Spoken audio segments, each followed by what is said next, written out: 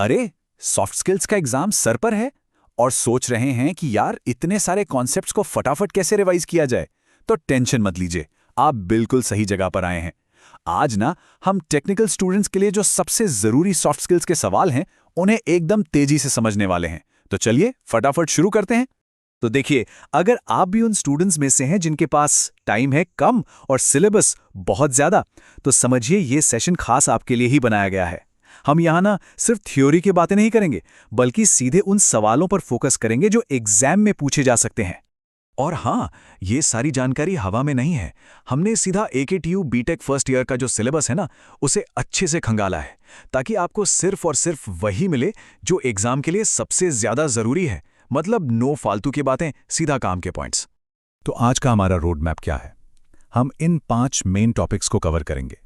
पहले भाषा की नींव, फिर सुनना और बोलना, उसके बाद प्रोफेशनल राइटिंग, फिर बॉडी लैंग्वेज के सीक्रेट्स, और लास्ट में एक अच्छा लीडर बनने के लिए क्या चाहिए, उस पर बात करेंगे।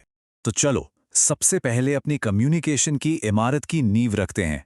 देखिए, अगर ये बेसिक बिल्डिंग ब्लॉक्स मजबूत होंगे ना, तो आप इसके ऊपर कुछ भी खड़ा कर सकते हैं, चाहे वो एक दमदार बातचीत हो या फिर एक शानदार प्रेजेंटेशन। ये एक ऐसा सवाल है जिसमें अक्सर लोग कंफ्यूज हो जाते हैं। फ्रेज और क्लॉज, आखिर क्या फर्क है दोनों में? चलो आज इस कंफ्यूजन को हमेशा के लिए खत्म करते हैं। तो देखो, सारा खेल है सब्जेक्ट और वर्ब की जोड़ी का। फ्रेज यानी वाक्यांश, जैसे कि नीले आसमान में, ये एक अधूरी सी बात लगती है ना? लेकिन क्लॉज यानी उपवाक्य, जैसे पक्षी नीले आसमान में उड़ रहे हैं, ये एक पूरी बात बताता है। क्यों? क्योंकि इसमें सब्जेक्ट यानी पक्षी भी है और वर्ब यानी उड़ रहे हैं भी है। बस इतना सही फर्क है। अच्छा, अब आते हैं एक और मजेदार लेकिन थोड़े कंफ्यूजिंग सवाल पर। होमोफोन और होमोनिम। सुनने में ये दोनों शब्द काफी एक जैसे लगते हैं, पर इनके मतलब में जमीन आसमान का फर्क है। एग्जाम्पल से समझते हैं। होमोफोन मतलब जिनकी फोन यानी साउंड एक जैसी हो, जैसे टू, टू और टू। सुनने में सेम है, पर स्पेलिंग और मतलब दोनों अलग। वहीं होमोनिम में स्पेलिंग एक ही होती है, पर मतलब अलग अलग हो सकते हैं, जैसे बैट, क्रिकेट का बैट भी और चमगादड़ भी। तो ठीक है, भाषा के बेसिक नियम तो हमने समझ लिए हैं। अब देखते हैं कि रियल लाइफ में इनका इस्तेमाल कैसे होता है। तो अब हम बात करेंगे सुनने और बोलने की, जो सही कहूं तो किसी भी कम्युनिकेशन की जान होती है। एक्टिव लिसनिंग, ये शब्द हम सब ने कई बार सुना होगा, है ना? पर इसका असली मतलब क्या है?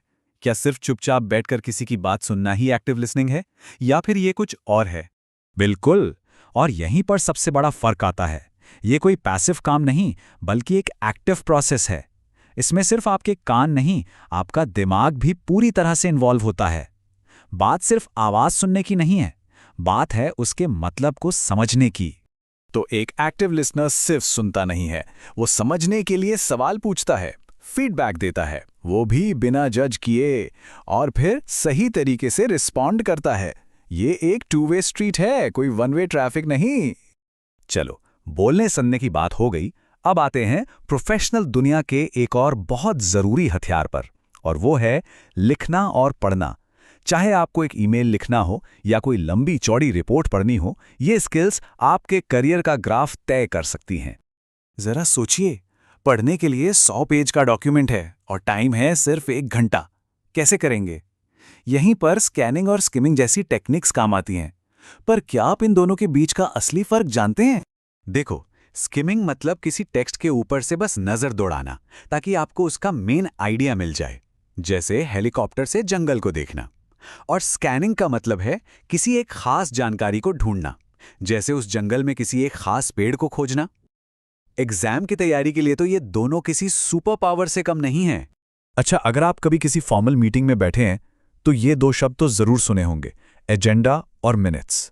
ये सिर्फ भारी भरकम शब्द नहीं है, एक कामयाब मीटिंग के लिए ये बहुत बहुत जरूरी होते हैं। इसे याद रखने का एक सिंपल तरीका है। एजेंडा होता है मीटिंग का ट्रेलर, मतलब क्या क्या डिस्कस होने वाला है, और मिनट्स होते हैं उस मीटिंग का ऑफिशियल रिकॉर्ड कि आखिर क्या क्या हुआ, क्या फैसले लिए गए। तो एक मीटिंग से पहले आता है, दूसरा मीटिंग के बाद।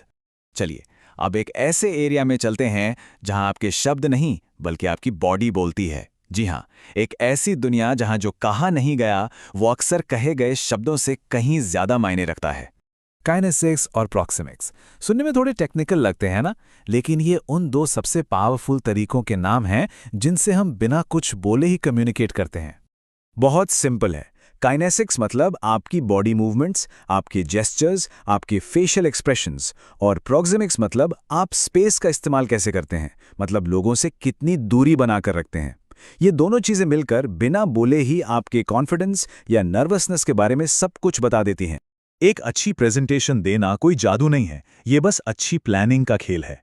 स्टेप 1, अपनी ऑडियंस को जानें। स्टेप 2, अपने कंटेंट को लॉजिकली अरेंज करें। स्टेप 3, विजुअल्स को सिंपल और क्लियर रखें।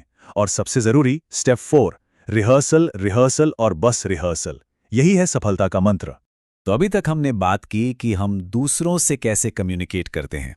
अब हमारे आखिरी सेक्शन में हम अंदर की तरफ देखेंगे, मतलब खुद से कैसे कम्युनिकेट करें। स्ट्रेस मैनेजमेंट, हेल्थ और लीडरशिप, ये वो स्किल्स हैं जो आपकी पर्सनल और प्रोफेशनल दोनों तरह की ग्रोथ के लिए जरूरी हैं। लीडरशिप का मतलब सिर्फ बॉस बनना नहीं होता, इसका असली मतलब है लोगों को इंस्पायर करना। तो सवाल यह है कि एक सफल लीडर बनने के लिए सबसे जरूरी क्वालिटीज क्या हैं? तो सिलेबस 3 सबसे जरूरी क्वालिटीज बताता है। पहली, इंटेग्रिटी, यानी ईमानदारी, इसके बिना कोई आप पर भरोसा नहीं करेगा। दूसरी, एम्पैथी, यानी दूसरों की फीलिंग्स को समझना, इसके बिना आप अपनी टीम से कनेक्ट नहीं कर पाएंगे। और तीसरी, कंसिडरेशन, यानी अपनी टीम की भलाई का ध्यान रखना। एक बात याद रखिए, आपकी टेक्निकल स्किल्स शायद आपको नौकरी दिला दें, पर यही गुण आपको एक सच्चा लीडर बनाते हैं। तो हमने सिलेबस के लगभग सभी जरूरी सवालों को कवर कर लिया है, पर अब एक आखिरी सवाल आपके लिए। एक भविष्य के इंजीनियर के तौर पर आपकी टेक्निकल नॉलेज के अलावा इनमें से कौन सी एक सॉफ्ट स्किल है जो आपको भीड़ से अलग खड़ा करेगी, जो आपको एक साधारण इंजीनियर से एक असाधारण लीडर बनाएगी? इस पर जरूर सोचिएगा।